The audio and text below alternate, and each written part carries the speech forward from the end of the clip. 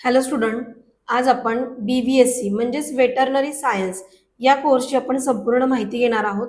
यालाच आपल्या महाराष्ट्रामध्ये जनावरांचं डॉक्टर असं म्हणतात.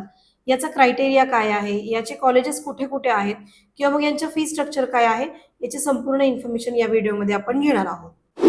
ज्या विद्यार्थ्यांना वेटरनरी या कोर्सला ऍडमिशन घ्यायचं आहे, सगळ्यात पहिलं त्या विद्यार्थ्याला नीट क्वालिफाय असणं गरजेचं आहे.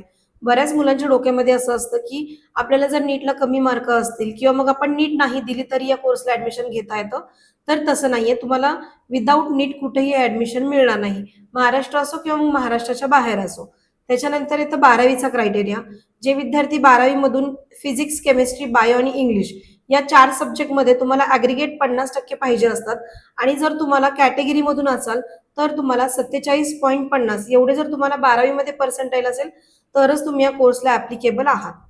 महाराष्ट्रामध्ये जर बघितलं तर फक्त गव्हर्नमेंट कॉलेज आहेत वेटरनरीचे. महाराष्ट्राच्या बाहेर याचे सेमी गव्हर्नमेंट कॉलेज आपल्याला बघायला मिळतील.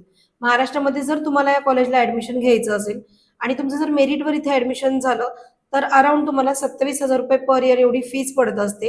ही फक्त ट्युशन फी आहे आणि टोटल खर्च जर बघितला तर 62 ते 63 हजारापर्यंत तुम्हाला इयरली संपूर्ण कोर्सचा खर्च पडत असतो. महाराष्ट्रामध्ये 6 गव्हर्नमेंट वेटरनरीचे कॉलेजेस आहेत. ते म्हणजे नागपूरला एक कॉलेज आहे, अकोल्याला एक कॉलेज आहे, परभणीला एक कॉलेज आहे, मुंबईला आहे, साताऱ्याला आहे आणि त्याच्यानंतर उदगीरला आहे. हे 6 कॉलेजेस आहेत जे गव्हर्नमेंटमध्ये येतात. तुम्हाला जर या कॉलेजला मेरिटवर ऍडमिशन घ्यायचं असेल किंवा मग काउन्सिलिंग थ्रू तुम्हाला इथे ऍडमिशन घ्यायचं असेल तर त्या विद्यार्थ्यांनी खाली जो नंबर दिलेला आहे त्याच्यावर तुम्ही कॉल करा. आणि जर एखाद्या विद्यार्थ्याला महाराष्ट्रामध्येच मॅनेजमेंटमधून म्हणजेच NRI मधून सीट जर घ्यायचं असेल त्यांनी सुद्धा खाली नंबर दिलेला आहे त्याच्यावर तुम्ही कॉल करा आणि वेटरनरीचा सीट तुमचं महाराष्ट्रामध्येच कन्फर्म करा.